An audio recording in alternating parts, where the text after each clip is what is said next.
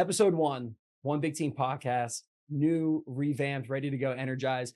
Had to bring back for energy purposes and inspiration purposes my guy, Mitch Pehlke. The Italian. Who Italian? Italians. Here we are. We're back at it. Episode 1. We knew we had to get it rolling. Exactly. How are you doing now? Dude, thanks for asking. I'll tell you what, being with like-minded people puts me in a great state. Yeah. So talking with Matt from the creative scene here about vision, about where we're looking to go as people, fires me up. Getting you back in the room is always great.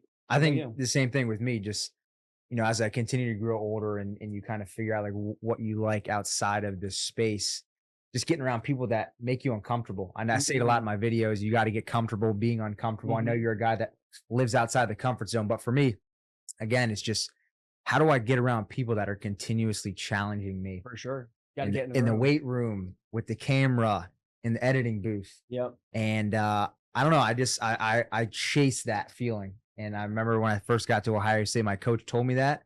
And I was like, why would anyone want to be outside their comfort zone? Like, what's life about?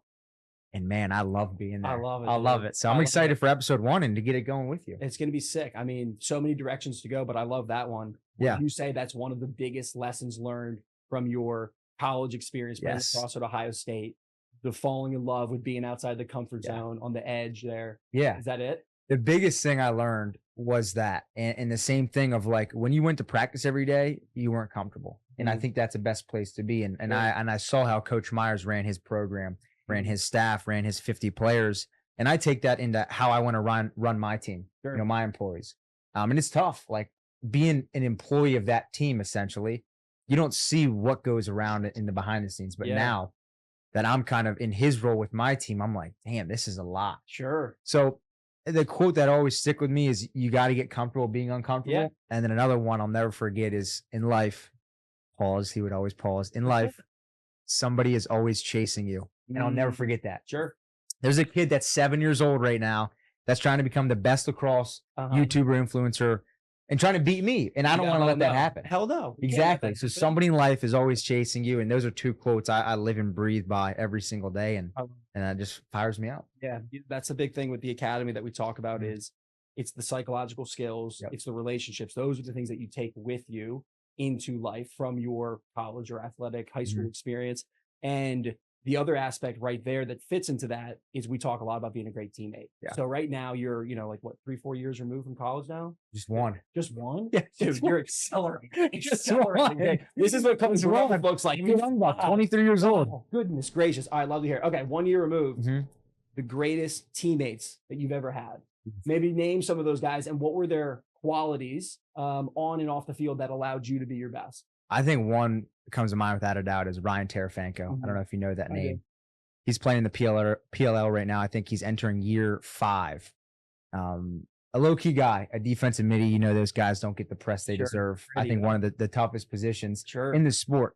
But a guy that was a senior when I was a freshman and came in and always wanted the best out of me in my class. Anyone on the team, he was a captain, 2-time or 3-time captain, 4-time All-American, accolades, out of the gym, but a guy that just like always wanted the best out of you. Yeah. A guy that like, if he saw you slacking would call you out. Sure. And nowadays, like that's hard to do. And I'm having trouble doing that now with my employees or my friends or people I know. But Ryan Tarafanko is definitely a guy that comes to mind that has really showed me how to be a good leader. Because I truly feel like, at Riverside, we didn't really have captains. Like that wasn't a thing we did. Our coaches didn't like it. So it was just like leaders. Yeah. I didn't feel like I was a great leader. And then when I went to Ohio State, I kind of felt like I want to become a leader. Like my dad owns his own business. My mom does. My stepmom does. Yeah. Like I come from a family of entrepreneurs that run the show. Sure.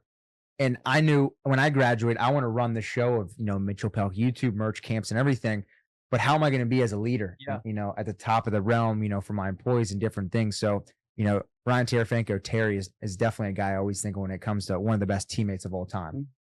I love that. So in regards to pulling the best out of you and getting clarity on that, when I was listening to the episode we did on the first version of the One Big Team podcast, gritty, grainy, it was the best. Don't go back and watch it. No, it's good. It's good. He says a lot of amazing things, especially for being in college at that point. I think it was about 3 years ago. And one of the things that came up was you create content to make people smile. Yes. And I'm curious, as you've developed, your content's gotten better, your brand is bigger, your authentic self comes through more and more. Is that even at the forefront? Because there's something there that resonates for me, but I'm curious, is that something you're still consciously thinking about? I think at the end of the day, when I turn the camera on or I see a kid out in public, I'm trying to make that interaction of you watching on your phone or meeting me in person the best interaction of your day or to make your year. So whenever I'm making content, it's always inspiring, entertaining, and just having a fun with that audience. Like I love all the creators out there that do infomercial stuff or that do how-tos and stuff. That's not who I am. I want you to watch my 15-minute YouTube video and walk away with a smile or like, that improved your day. So every single time I go down to write a script or I hit film or I hit publish, like, is this going to make my audience smile and fire them up? I love it. I love it. I don't know. I'm so juiced into it. Sometimes I feel like I'm a workaholic for sure. And I know we've had conversations about it, but it's tough. Like when you want something so bad, you got this like these blockers on, and it's hard to take them off, especially at a young age. No doubt, no doubt. Especially coming from the athletic experience where it's constant improvement, it's constantly striving for your best. Being able to toggle that in life balance is definitely something I hope that I can educate younger players on better, so that when they do get out of college, they are more well-rounded, balanced, and they can find community and find team again. And not feel isolated and struggle with the things that a lot of post-collegiate athletes do. Yes. But in that regard, making content to make people smile, to inspire them. My coaching, when I'm at my best, I remind myself my job is to love people. Yes. And that takes away all fear, anxiety, or stress. My job is to love you. My job is to love Matt. Just go do my best. And I'm at peace with my effort after that always. And I feel like the best version of myself shows up every time. Yeah. I think the biggest thing for me, we have a lot of things going on with the brand of Mitchell Pehlke, the YouTube videos. We now have the Mitchell Pehlke Lacrosse show, which we've talked about. Yeah. But without a doubt, my favorite thing doing hands down are the camps. The Mitchell Pehlke Lacrosse experience camps are the best. To be able to get out there for 3 to 10 hours with these kids and make them smile and have them learn.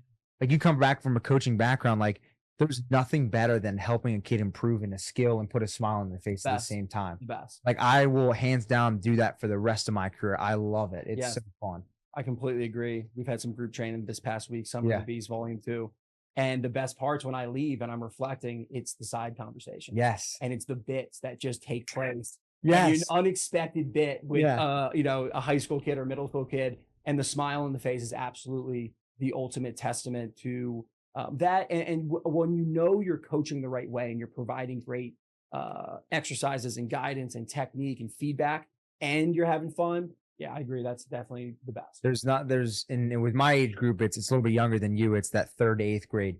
And I feel like for that age group, fundamentals are so key. And obviously you know that, to be able to shoot high to low with the fundamentals, catch both left and right, like teaching the fundamentals to these kids are super important for me. And just like teaching them at a young age so they don't, grow up with this bad base of fundamentals. And then, when they get into high school and even college, it's like they're trying to relearn these different things. Totally. Also, when I went to your camp last year over in Leesburg, it was such a refreshing thing for me because oftentimes I'm having conversations with parents or players about the unfortunate stress that's coming along with the experience and the lack of fun.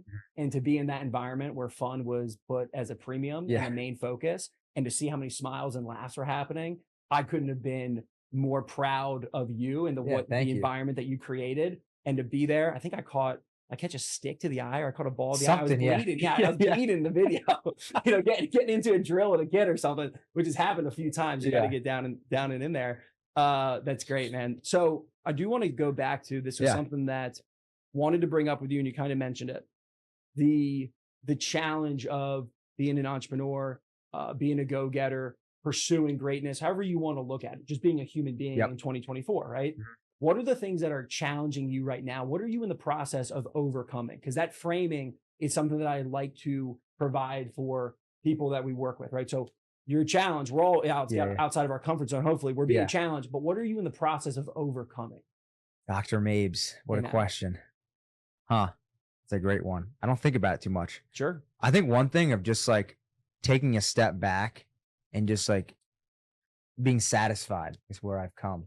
I wake up every day, like even last night, I woke up at 2 a.m. freaking out about the business.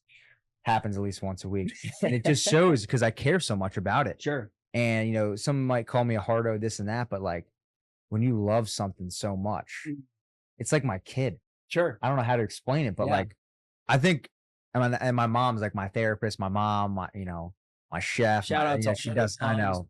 Pehlke, you're the real one. But she's like, you know, she'll have to have a little therapy session with me sometimes. Be like, look how far you've come. You know, you're at 80,000 subscribers. You know, a year ago you were at 40. Like if you were to look, in a year in advance, you're at 80, you'd be happy. Yep. But it's like one of those things. It's like it's some sort of scientific thing on the internet. Big Matty Ice on the 1s and 2s will pop it up, but it's a thing called something where like once you achieve that thing, it doesn't satisfy you anymore. So it's like my thing has always been, I want to hit 100,000 by the end of 2024, and I truly think we can do it. No doubt. And I'm gonna be happy when I hit it, but it's just like, all right, check that off the list, on to 1 million for sure. And I want to get better at just like being present and enjoying those milestones. Being present, especially in today's world with all the distractions, is becoming increasingly more difficult. There are more resources educating people on how to do it, but it's something that we have got to build into our day. Yeah. Another thing, super proud of with the academy, that we put that as a premium. Yeah. We teach mental skills. We teach players how to get more grounded into the present moment. Yeah. And I think to go off that, I think not too many people are like hitting on the mental side of things within sports as a young age. And we kind of talked about it a little bit before, but just the stress of lacrosse these days. Sure. There's an event literally every single day from like June 1 to like, I would say the end of August. Yeah. And to be able to go to an event like yours or be around somebody like yourself that's not only talking about lacrosse, but talking about the mental health space, huge. And I know we've talked, and I have something coming out in January where, we want to kind of work together in that space too. So I'm super excited for that. But I think that is a differentiator for yourself and obviously your business. Yeah. And for me, because I'm so focused on it, I see all the other coaches, these amazing people, all different sports, all sports across the country, across the world, that are putting that at the forefront. Yeah. So I'm super optimistic about that change that's occurring. I'm really proud that we're a part of it. And at the end of the day, let's just go love people and give them great resources and strategies and go make a positive change. Yeah. I got one for you. Yeah. Okay. Thoughts on happiness, right? So I have a couple of different frameworks on happiness. There's happiness with your life and happiness in your life. All right. So happiness with your life is your day-to-day lifestyle, what you have built over a long period of time. Okay. So this includes. That's happiness in your life? With your life. With your life. With your life. You look around, you're like, I like the life that I'm living. I built this. Okay. Yeah. And then happiness in your life is really the skill set of being present and being joyful and being able to be outside of the park and just go, man, this is a really good moment. I'm really joyful and happy right now, without any other thing needed. Yeah. And I think that's the harder one. What you just described. Yes. Talk about though happiness with your life. You got to be fired up. Well, I want to go to happiness in my life. There's none of it right now. There's none of it. There's nothing. There's no like, my day's a robot. When I'm on the road, I film and work, and so I just want to start there. There's really no happiness. Like I definitely love what I do and everything, but like going up your example, like you're not catching Pehlke just chilling, sitting in a chair, vibing, and just being like, "Oh, this is all good and dandy." Like I'm like, "Oh, merch sales, this and that." Like I always got like 19 things I'm thinking about. Sure. But around my life, I love it, right? I've worked my ass off to get to where I am, right? There's not, really many 23-year-olds that have built this business, right? Sure. And I truly love it. And, I come from entrepreneurs. I'll never forget 16 years old. I'm working at the National Conference Center in Lansdowne, right next to Riverside High School. Yep.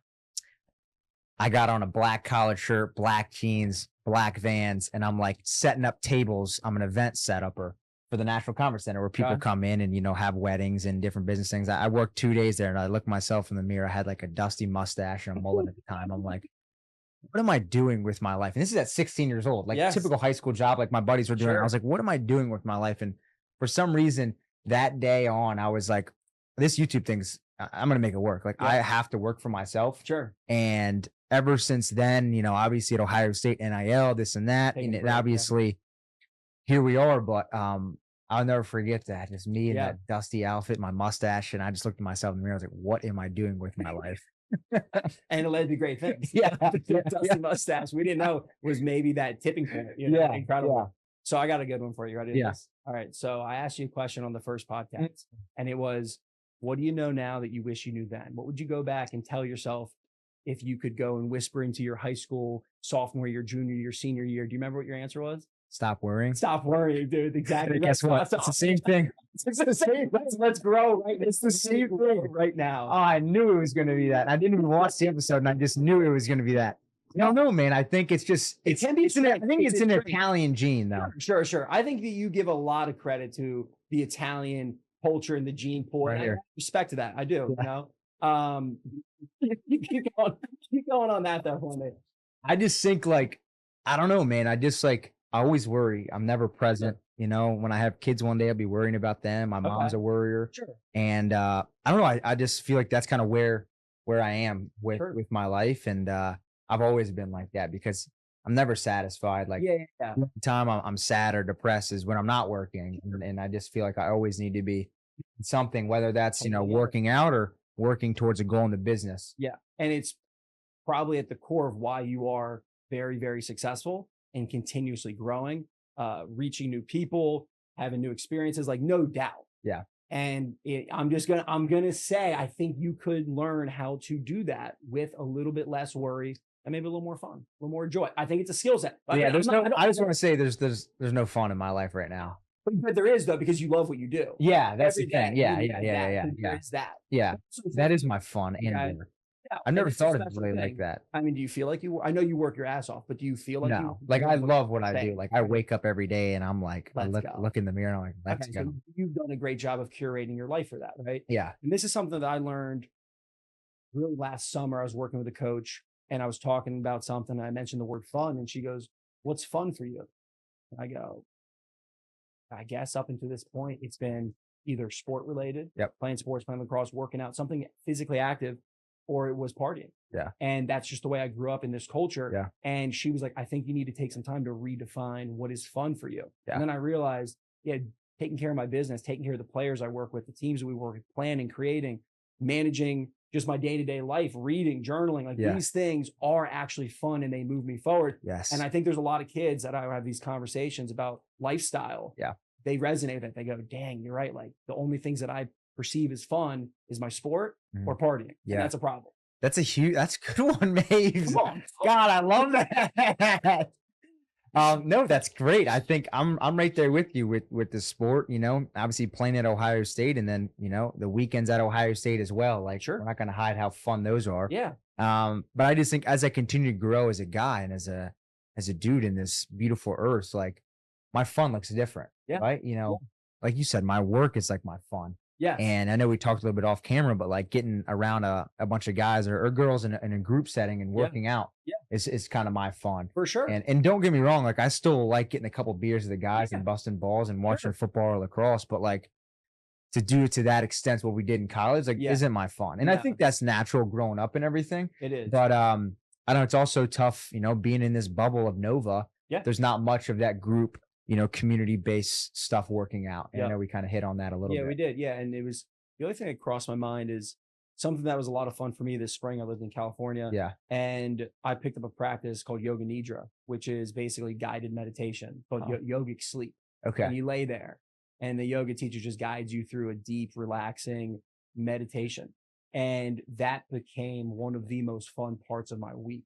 Wow. And at one point I was going 2 to 3 times a week and it was really slowing me down, helping me be more present. And then I'd go coach, no doubt a better version of myself. Wow. And it had a lasting effect where I'd be better for 24 hours, right? It was that powerful for me. And it was one of those things where I said this is fun. I really enjoy this. And then, it led into other things that are fun for me. So I think it's just a conversation. I like to reflect. Yeah. I like to take you're a time. big reflector. And fun is a good one. Yeah. Fun is what's really fun for you? And then how can we expand it? Wait, I'll just pause on that. Sure. I did breath work one time and I hated it. Where was this? We did a little kind of creator retreat with a couple buddies, some guys that are on camera, some guys that, are around the scene editing and different things. And we kind of all met virtually and went up to somebody's house on the Cape Cod. And we did a little breath work and I hated it because honestly, it made me be present. And as soon as I was present, I was just starting to think about work again.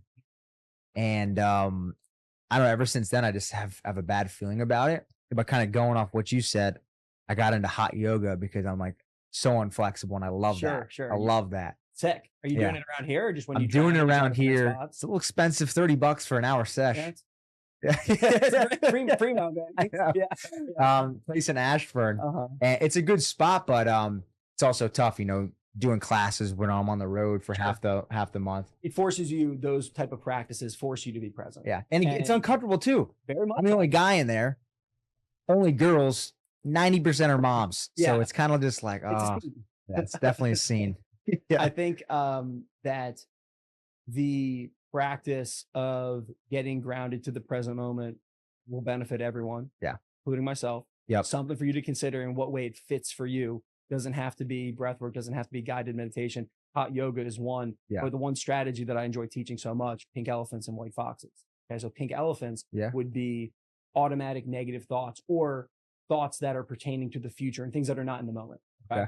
And so for the example would be, you're doing hot yoga and you go in there and you go, all right, I'm going to be as present as possible. That's what I'm working on. And when you're doing, you're doing your down dog and you start thinking, you're like, got to get that video out, got to cut that. You go, oh, pink elephant. That's a future thought. That's not right here, right now. And then bring yourself back to the breath, the physical sensation of you pushing into the ground, whatever it might be, the sweat. So that's what you think. So you catch yourself and you say pink elephant in your head? Because it brings some levity to it. It's kind of funny, but it also helps it stick out. It's like, oh, pink elephant, there it is. And it gives it texture. It isolates it a little bit. And then you just guide your awareness back to something that's happening in the present moment, right? Mm-hmm. And then the white foxes, in this example for self-talk would be, we use the big three. I am, I love, I will. White foxes are like, I'm a dog. Yeah. I love this opportunity to compete. Yeah. I will get outside my comfort zone today. I will be intensely present right now, whatever it might be. So using self-talk to get back to the present moment, every player I teach that to really enjoys that and benefits from it. So when you're getting fired up and you're kind of big dogging yourself, that's a white fox moment? White fox. Yeah. And you'll check that just to stay present. Everything that we're trying to do is really to get back to the present. Yeah. Right. So you're in a lacrosse game, you're down a few goals. Yeah. Right. You make some adjustments. Okay. We got to make this, we got to do that. And then you got to go one play at a time. Right. Yeah. So using self-talk, instructional or motivational, which I love. I'm the best player. I'm the best podcaster in the world. Ain't nobody can touch me, baby. Let's go. Let's go. Yeah. You sit a little taller. I like that. Interesting. But then it's really just to get back to the present moment and do your best. Yeah. It's interesting because I'm sure when you played lacrosse, you were present. Yeah, I definitely was. Like, and when you're on your show, you're present. You can tell. You're right there. I'm definitely present. When I'm filming, I'm present because I'm so locked in. Yeah. And that was actually something like, I don't know if I struggled with when I played, even at Riverside to Ohio State, but like I could never talk trash or like talk on the field because it would take me out of my element. Then I'd be thinking about, what chirp I'm going to say or like what else I'm going to say. Like other than focusing on the game or my matchup, I had to just stay there or else I wouldn't play good. That's a great point. Yeah. When you at your best, are you focus on the matchup? You focus on the scheme, what you guys are trying to do? Yeah. Just staying locked into the game was so big for me. And I just, I found that out at Riverside. Like, whenever I talk trash or whenever I would like chirp on the field, like I just started playing bad. Yeah. So I'm luckily found that in high school. So I went to Ohio State, didn't do it. I got a question for you. Yeah. I got lunch with Dylan Maltz the other day. Yeah. Legend. Shout out to you know what? Yeah. I love him. Love him. The whole Maltz family. Incredible. And conversation came up. We were talking about you. So we're doing the podcast. Mm-hmm. He goes, dude, what a beast, man. Like he gets a lot of hate and we're talking about talking trash. Yeah. I'm there. I'm like this on the content game. Okay. Yeah. And I had a video that I put on Mabry Academy Lacrosse. Yeah. And I tried to make it catchy so that it would get more views. And I did. I got 100,000 views. Yeah. And that's astronomical more than the other one. So I did what I achieved. The amount of hate comments that it got was something unbelievable. It's crazy. It's like, there was no goalie in the cage. It's like, where's the goalie? Yeah. Why are you shooting from 8 yards? These guys suck. All three of these kids are studs. And I wanted to defend them and I was getting angry. So talking trash, I was saying, in high school, I tried it. Didn't work for me. In college, it was like, I love talking to my tap, but how are you navigating that? Like, what's your framework when people say nasty things on your videos? And go ahead into that because I'm really curious. I just don't listen. Like, don't comment back or don't even look at it. Really, I mean, if I see it, just keep swiping. Yeah.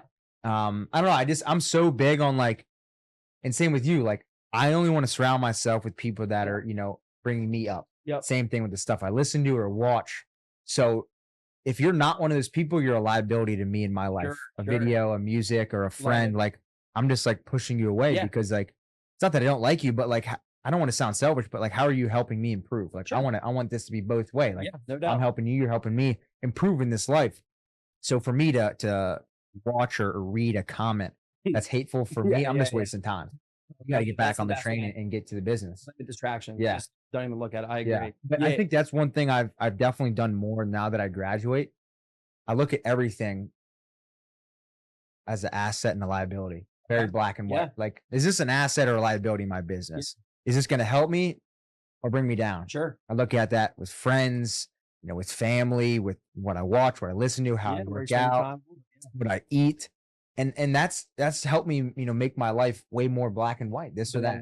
So it sounds like you have, for whatever reasons, right? The way that you were raised, this internal drive that you've always had, lessons learned, trial and error, the skill, the medicine of vitamin N. Okay. Saying no. Yeah. Okay. So what are the things that you are currently maybe saying no to, or over the course of your career, right? As a high school student athlete, college athlete, that you had to say no to stay in your lane and continuously grow to become the version that you are now? I think the biggest one was in college, like saying no to going to parties and stuff. Sure. So in high school, I was obviously, you know, we had a good friend group, going out a ton, you know, like enjoying, you know, being young and everything in high school.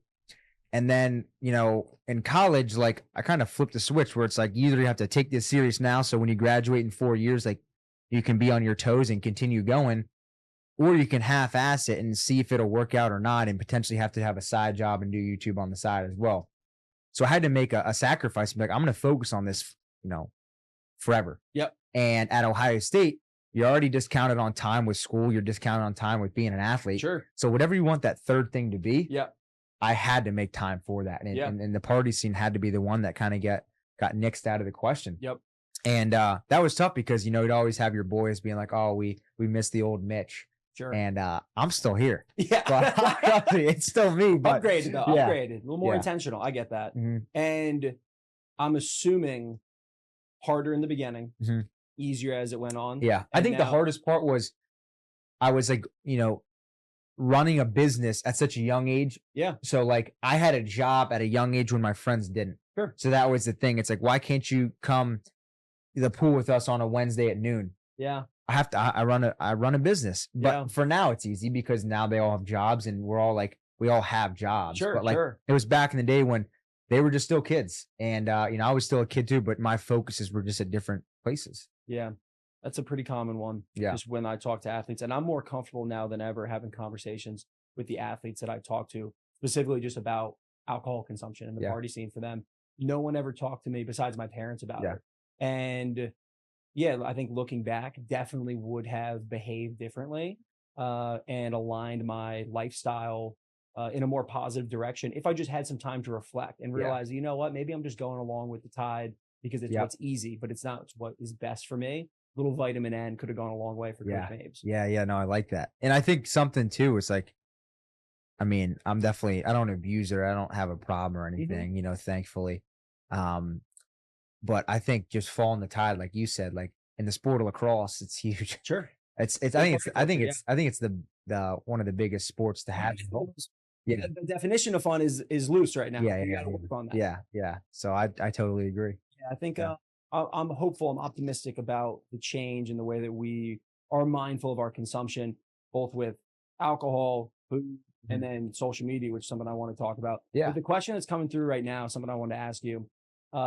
Over the past few years, want to give a quick shout out to my guys at the creative scene. Without them, this podcast would not be happening. So I'm immensely grateful. They've been incredibly easy to work with, incredibly professional. If you are interested in the studio space, creating your own content, you got to go to the creative scene. Check them out on all platforms at The Creative Scene and thecreativescene.com. Work with my guy, Matt. They are the best. Let's go. Over the past few years, my reach has grown. I get up and speak more in front of people. And the more you do it, the better you get, the more comfortable you get, the more confidence that is there, no doubt. Do you still get nervous? And I'm curious because you've done it so many times, the camera in front of you, that's like it's a part of you, right? It's Yeah. like the stick at this point. Yep. But I'm just curious because I've listened to some incredible speakers Yeah. and guys who've been doing it for years, and they will say, "Oh yeah, I still get that flush because Yeah. I care and Yeah. the adrenaline." And I'm just curious. Yeah. Maybe some moments yes, some moments no. You got the live shows now, which Yeah. seems electric, Yeah. dude. I want to talk about that. So Yeah. yeah, do you get nervous before you go on in front of a live group? Absolutely. I Yeah. think one thing I learned at Ohio State, if you're nervous, that means you care. You Yep. kind of said it too. Before practice, before games, I would always get nervous. Before I film any sort of YouTube video, a long form, an Instagram reel, a podcast like we're doing now, I get nervous. Sure. And I don't think it's nervous because like I don't think I'll perform well. Mm-hmm. I just think I want this to be the best thing I do. Sure. So I have this standard for myself where I want to hit. Yep. And I get nervous about it. And same thing about me waking up at 2 a.m. Like Yeah. you care and you have this bar set for the business that you want to hit it. Yeah. And it's a little nerve wracking. Yeah. And I think there's, I think about a bunch of guys I've worked with over the years. This conversation came up. I almost like clockwork. Every early spring, I'll get a call from a college guy who's now a team captain that I've worked with when they were in high school. Yeah. Hey, Mabe's like so difficult. Like, nobody's working as hard as me. And I'm so stressed out about this. And I always remind him, I go, you're the guy. Yeah. No one's going to work as hard as you. Yeah. Like you have to accept that. And I think perspective and stress management are so important. Yeah. Because if you catch yourself 2 a.m. waking up and you're like, oh, but then you go, yeah, I'm that guy. I got my own, I'm dominating life. Like I'm pursuing something that really no one has ever done before. This makes sense. This fits. It's okay. Give yourself some grace. Same with the team captain who cares so much and is so nervous and stressed out. It's like, oh yeah, because you're moving the culture. Yeah. Like you're the leader right now. It's okay to relax. Accept that. Give yourself some grace. Don't make it worse than it might be. Yeah, that's something I struggle with a ton. I have employees on the team or different people I hire for different projects. And I'm always like, why aren't they're half-assing it? Like, and I'm struggling too with the fact of addressing it in like a proper way. Sure. But in my mind, and my mom, these therapy sessions, I say is, she's always like, no one's ever going to care as much as you do because it's your thing. And that's 100% truth. And that's something I struggle with within the business. And right now I'm paying different guys and I'm like, I need you to care as much as I do. And it's inevitable. It's never going to happen. I would say then you got to find the people that care as much about their craft, right? Yeah. So my guy, Matt, right here behind the ones and twos, I can tell that this guy cares a lot. Right? And the work that he's already put in has demonstrated that. So the alignment is there, but you're right. And then, leadership at this level is difficult. I've made plenty of mistakes, a lot of trial and error. Let's talk mentor thing because that just comes through. I have a great business partner mentor, my great friend, John. And the other day he looks at me and he just like points at him. He's like, trial and error. Like everything that you're going to mess up at, I've done. I can help you, like, come on, let me help you. And I'm curious for you. I'm sure you've learned through trial and error as we all do, but like, who's that mentor right now? Is there somebody that stepped in a little bit, somebody you're looking up to? I know you're around a lot of the PLO guys. Yeah. Is there maybe, versus a few years ago, we had this conversation. Yeah. Is there somebody who stepped up for you as a mentor? I think, my dad's kind of my go-to guy whenever I need advice. He's owned his own business. Guy, Italian. Yeah, you got to keep it in the blood. He's owned his own business for 20 plus years. Yeah. Obviously, he's in printing, so does promotional products a little bit obviously different. But he's my guy. But I would say I've learned a ton from Rabel in the past year. Obviously being around them, doing the show and at the PLO weekends, always getting a chance to chat it up with him. Just seeing how his brain works is always amusing to me, and seeing just how he thinks about different things. It's like we were sitting, courtside at the, or I guess turf side at the at week 1 of PLO. Courtside sounds sick. Yeah, courtside, yeah. And I'm sitting next to him, and I'm just peppering him with questions. Every time I see him, it's just like I just want to get inside that brain and listen to him, and the way he speaks, to the way he pronounces different words, to the way he sees different things on the field, to even a content perspective. Like there's no other athlete in this world that was the best at their sport that also posted weekly content. Yeah. That's why I think he's such a unicorn in this space. Yeah. He's a guy I'll forever look up to in media and on the field. Yep. And a fantastic guy, a guy I've learned a ton from.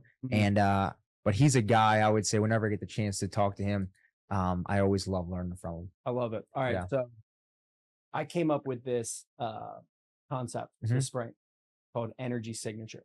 All right. And the energy signature, loosely defined as the culmination of your thoughts, words, and actions, and how they impact the team. Yeah. Essentially how you make people feel. It's your vibe, it's your Yeah. aura. This resonated with the high school guys a lot. They're like, oh, it's your vibe. And I'm like, yeah, that's what we're working on. I'm your vibe coach. Okay, let's get your vibe up. Yeah. So your energy signature. What's the energy signature of this team? What's the energy signature of this? It's the way that people make you feel, right? Who are some guys that you've been able to talk to, maybe through the live episodes or the Mitchell Pehlke Lacrosse, Lacrosse Network? Who's got some great energy signature in the PLL? That's a good one. I mean, I think hands down, hasn't been a guy we interviewed, but kind of my right-hand man through this whole process is my guy, James Hogan. Yeah. If you've seen on the videos, he's electric. He's a guy that like always has a smile on his face. Sure. A guy that, works really hard, and a guy that just like doesn't stress about anything. Like I love being around Hoagie, and he's a big part of my life and one of my best friends. Yeah. And I just love being around him because he fires me up. Yeah. Seeing him with the kids or seeing him in the videos or seeing him on the show, like he's my guy. But I would say from a player perspective, Mike Sisselberger. Yeah, he's a legend. He's great with the energy. I love anytime I get a chance to talk to him, film with him, play with him. Like he's a great guy, electric dude. I was listening to your guys' live episode from the other day. And he was talking about like, he doesn't talk trash. Yeah. Because it distracts him, right? It's just not authentic to him.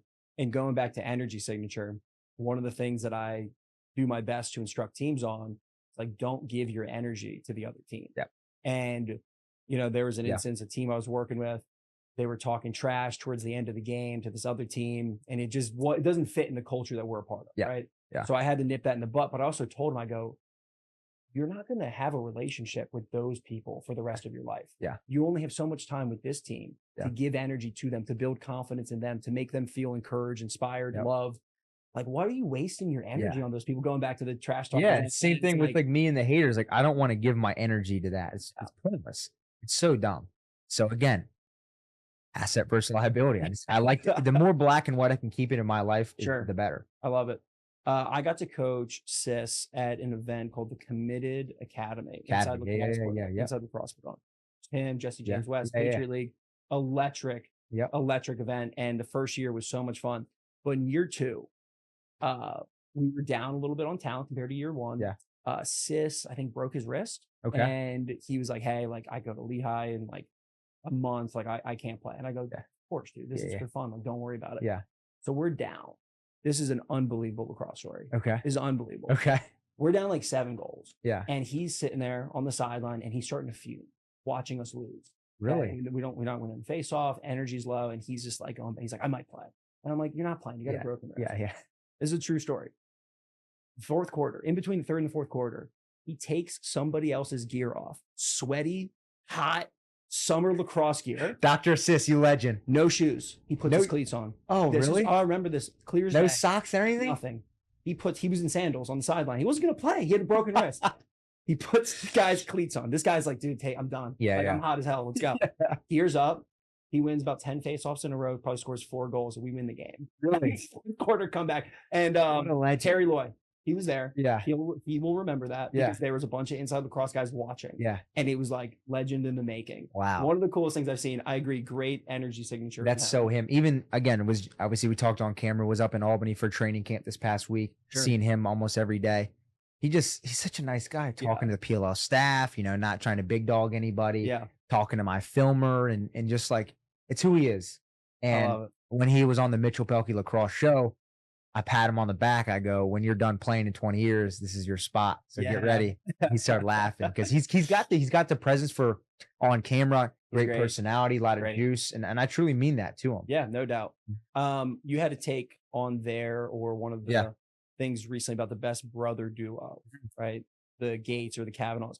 What about the best brother like trio? Because now the Malts come into play there. I just want to say a fun fact about the Malts family. The Malts parents have probably been to, I think, 8 national championships. 3 with Danny, 3 with Dylan, I think 2 with Derek. I don't think anyone else has that record. Yeah. So unbelievable. They got to be up there, though. Yeah. That's a trio, right? Yeah, that's if we're talking trios, they're definitely up there. Okay. I mean, duos is tough, right? It's like you got the Gates, you got the Cavs. I mean, you talk about Thompson's Got Sure, the sure. Bratton brothers. Yeah. Squats. Some definite squats. Who would you say? I'm just going hometown guy, just the Malts. Right. These guys. And I call Dylan, he's the first friend that I made in lacrosse. Like, because I had my best friends, and shout out Ryan Madigan, Mark Madigan. Mark Madigan was like, you should play lacrosse, pick it up. So I was already friends with him, right? Yeah. And then they were like, oh yeah, we hang out with these guys, the Malts brothers. We're gonna go. It's a funny story, right? First time I ever played defense. You ready for that? Yeah. They put a D-pole in my hand. Eric Madigan, Tim Sanders, these guys who were really, really great players. Okay. Yeah. I'm 3-4 years younger, not in shape. Yeah. Okay, they give me the D-pole. And I'm like, what do I do? And they're like, yeah, just stand here. Just Derek ball, just runs right by Eric Madigan, runs right by me. And I was like, that was my first time ever doing one-on-ones. I was like, yeah, this game's brutal, but a lot of fun. Yeah, no doubt. So shout out to those guys. Yeah. All right, kind of in closing, I'd like to go back and just, hopefully I can learn as much as possible in the next however many minutes. Where are you going next? What's this vision? And when I asked you that question years ago, you said you were like, I just know I want to be creating content for people that people enjoy. It might be broadcast, it might be acting, but I know that it's in this direction. And I think it's insightful because at that moment you didn't have super clear direction. It wasn't like, oh, I'm going to partner with Lacrosse Network, these camps. It was just, I'm going to make people smile and go one day at a time. And amazing things have happened. Yeah. So let's say, 3 years from now, what's the BPO, best possible outcome? Where do you want to be 3 years from now? The Italian will be 26. Hey now. And not even close to your prime. Really? Yeah, dude. 31. That's what I'm going to tell myself. 31. Prime time, baby. Let's go. Best possible outcome? Yeah. I think for me, I really want to put more of my time and value in the camps, the Mitchell Pehlke Lacrosse experiences. Like I said earlier, that's like my favorite part of this whole thing. It's right up there with the videos, but getting a chance to be out there in person with these kids and help them and make them learn and smile, that's huge for me. I think it's expanding on kind of what we're doing right now. I really think the show is going to be a big asset. Yeah. I think right now, like, the hard part about, starting the show was there was really no proof of concept. We've seen other people do it and it's always failed. So to see it do well right now and to be able to get a sponsor on it in season 2 of next year is something I'm really pushing for right now. It looks incredible. Yeah. Obviously I don't have the insights to the views and all that stuff, but is it going well? Yeah. I'm enjoying the live shows so much. Yeah. We just finished, we're on a 10-week slate right now. We're going to do 10 shows. We just finished the 5th one and every video has outperformed the last. Amazing. View perspective. So it's going great. But I think, down the road, I think it's continuing to dominate the lacrosse niche, this sport, the genre. Yep. But still, trying other things outside. So still creating content in an athletic space with maybe basketball or football. Yeah, you've done a great job. Or workout challenges or staying with athletics as a whole is something that I really want to, get involved with. Because I feel like to really niche myself down in lacrosse, like I just don't think it's fair. It's obviously going to be the main thing I do for a while, but I think long-term to be able to get out of this sport and see kind of where Mitchell Pehlke flows, because I truly feel I'm an entertainer at heart. Like to be able to host something or again, obviously run the show or be on camera, like that's where I feel the most confident and comfortable. So to be in another space is definitely something that I want to get. So not too specific on those. I like it. And you're a very process guy. You're like, let's just go plug away and good things will happen. Yeah. I can see the show 3 years from now, 26-year-old Italian, approaching the prime peak of his life, and it's reaching more and more people. The sport has expanded. Like that's an incredible thing. The camps, hopefully I'm there. The camps are a total vibe. Selling out across the country. Then you're getting maybe even broadcasting opportunities in different sports. And your personal brand, your impact. Because I think, and I mentioned this on the first episode that we did, that the first time I saw your video, I was like, the kids came to the field and they're watching these videos, and I go, what are you guys doing? They're like, oh, we're watching Mitchell Pehlke YouTube videos. And I go, why? Like, you should be watching training videos, like work harder. What are you doing? And then I went home and I watched one of your videos and I told Ricky, I was like, dude, this is funny as hell. I really love this. And so, but I perceive you, I see you authentically such an inspiration to so many people, even older people, because if you are doing what is in alignment with what is best for you, pursuing it with a clear head, doing it the right way, managing your energy, cutting out wasted things that aren't serving you anymore. We need more of that. I was on the phone with one of my students in California last night, and we were talking about how he's going to show up this weekend to this recruiting tournament, class of 2026, big summer. And the conversation was like fully embodying the most confident version, the most electric, energetic guy out there on the field in Frederica, Delaware. Shout out Frederica. We've all spent plenty of time there. Come on now. And I said, dude, the world needs you at your best. The world doesn't need any more people playing small or hesitating. Scared, right? We need people who are going for it and are embodying the best version of themselves. We need a lot of that. And you've always represented that.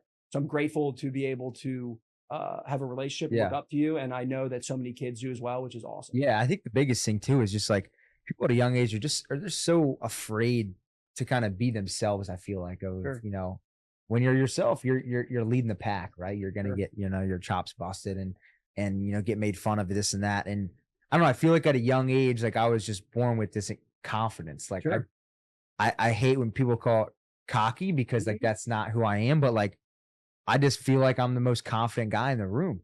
And I wake up with that energy and makes me want to attack it. And I feel like for some kids have it, but they're afraid to express it because they're going to get their chops busted and made fun of. And that's the tough part. And it's something you mature through, hopefully, or you have great parents, coaches that guide you and consistently encourage you to be you and take the time to understand who you are. That's big. Here's a good one for you.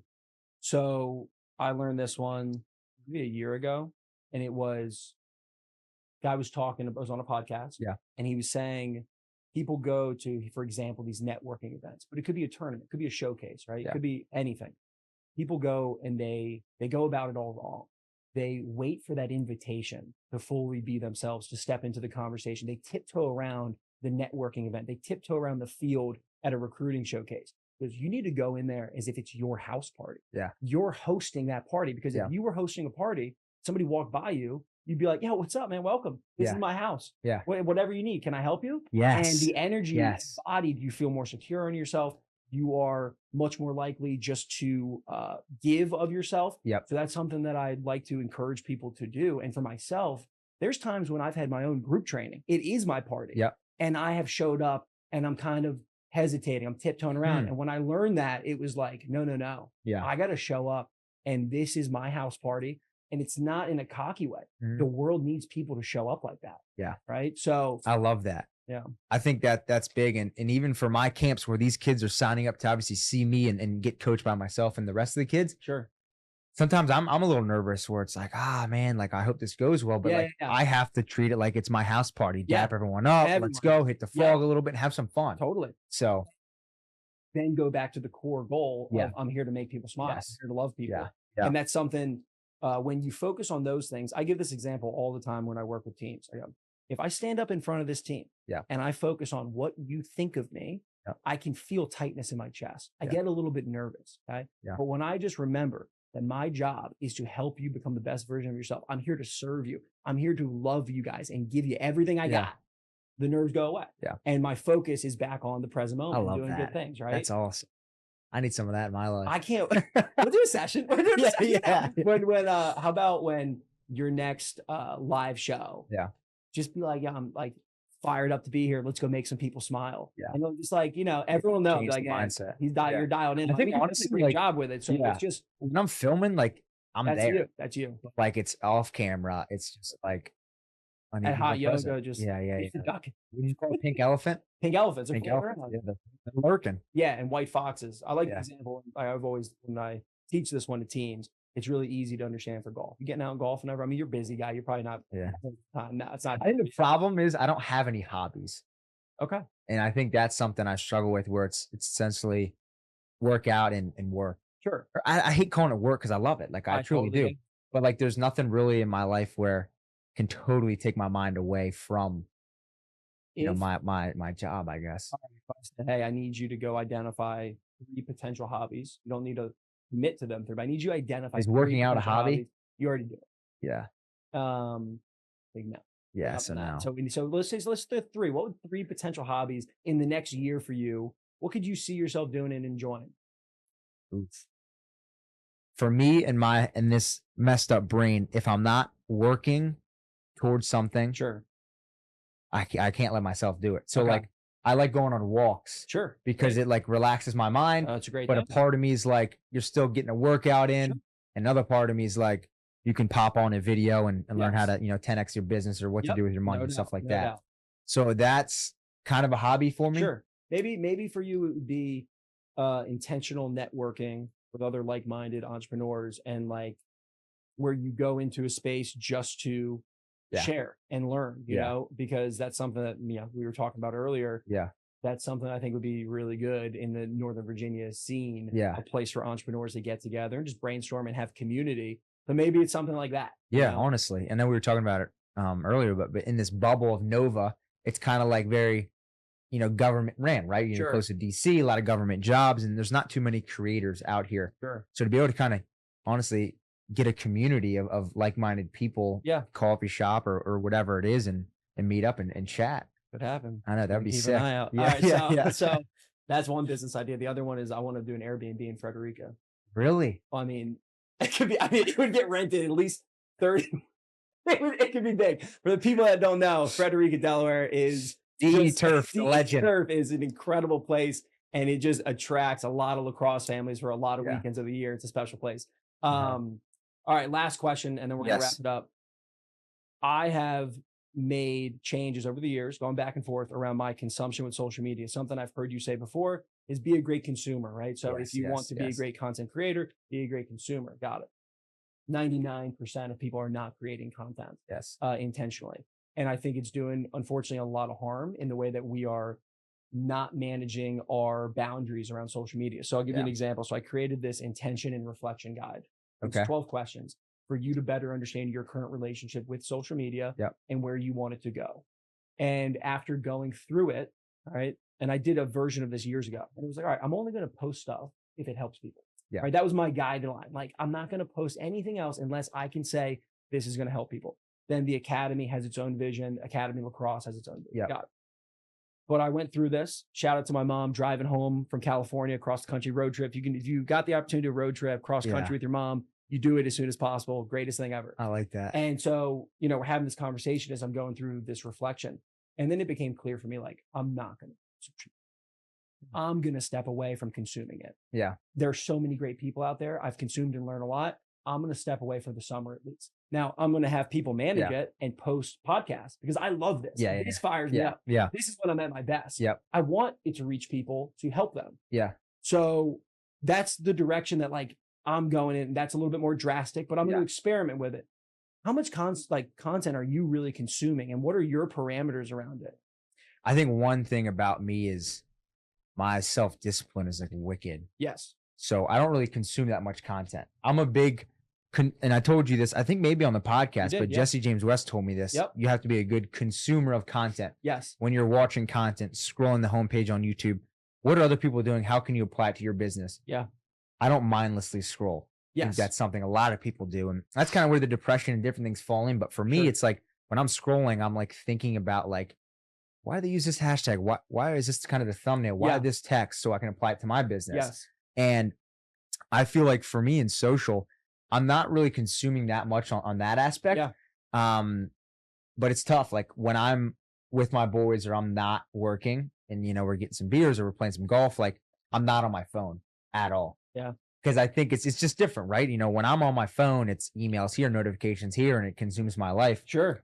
But when I'm not working, I just have the self-discipline to just put it away, be present. And I don't think about it. Money. Last thought here. I appreciate that because that's very insightful. Yeah. One of the most, I would say, I don't know anyone in Loudoun County that's putting out content like you. You might be the most influential content creator in Loudoun County. Wow. Baby. For real. No, I know. I mean, that's big time. Yeah. But I wish there was more. Sure. You wish there's more, but it could just be us three in here in Loudoun County, the three Italians.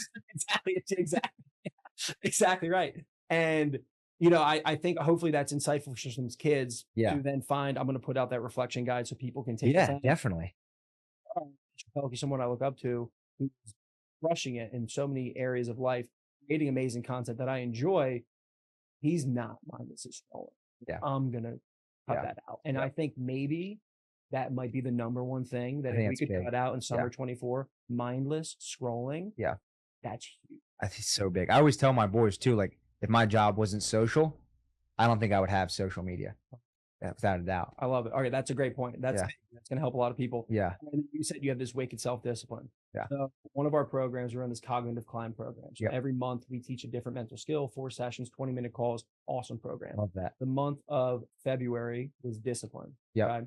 And I think I grew up with the perspective that discipline is, oh, I need to do this. I should do this. You get punished if you don't do that. Yeah.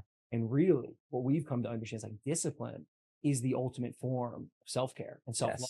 Yes. And loving yourself, meaning you do what you say you're going to do, and Yep. you put up boundaries and you know yourself.